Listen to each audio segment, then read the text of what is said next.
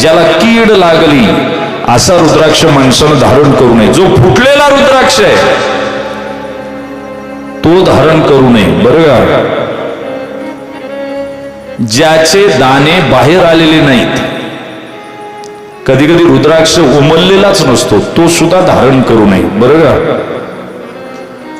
जो रुद्राक्ष पूर्ण गोल नाही तो रुद्राक्ष धारण करू नये. कोणते रुद्राक्ष घालू नये गळ्यामध्ये, पूजेमध्ये कोणते ठेवू नये ते मी तुम्हाला सांगतो. हे रुद्राक्षांचा त्याग केला पाहिजे. कीड लागलेला, फुटलेला, जो पूर्ण उमललेला नाही, जो पूर्ण गोल नाही, असे रुद्राक्ष घेऊ नये. बरं का?